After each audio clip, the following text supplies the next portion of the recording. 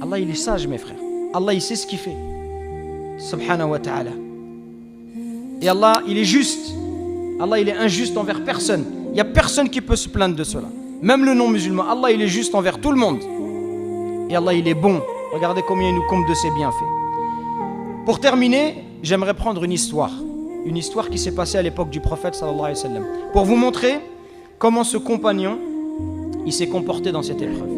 Ka'b ibn Malik, il a de l'argent, il a 2 montures. Il dit lui-même, première chose, il est honnête envers lui-même, il se voile pas la face. Il dit j'ai jamais été aussi bien qu'aujourd'hui. J'ai jamais eu 2 montures en même temps. Les gens ils se sont préparés pour aller à Tabouk, parce que Tabouk c'est à 700 km au nord de Médine. Donc c'est plusieurs jours, dizaines de jours de voyage. Et en plus c'est en été, il fait très très chaud. Et Ka'b ibn Malik à chaque fois il repousse au lendemain. Il dit demain je vais me préparer. Et puis le prophète il part. Et il dit je vais le rejoindre demain. Mes montures elles vont vite, je vais le rejoindre, je vais le rattraper. Jusqu'à un moment c'est trop tard. Et donc moi ce qui m'intéresse, je ne vais pas vous raconter l'histoire en détail.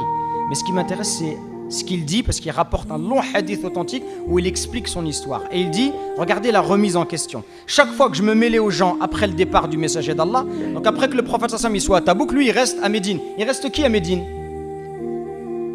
Il reste les femmes, les vieillards, les enfants, les malades. Quand il voit que ces gens-là, qu'est-ce qu'il se dit? Qu'est-ce que je fais ici? Maman, ma place elle n'est pas là. Ma place elle est avec les hommes, avec les combattants, elle n'est pas avec des enfants, des vieillards. À chaque fois que je me mêlais aux gens après le départ du prophète sallallahu alayhi wa sallam, je me voyais semblable à quelqu'un sur qui pesait lourdement une onde d'hypocrisie, ou à l'un de ces faibles qu'Allah avait exemptés pour cause de maladie. Regardez la remise en question.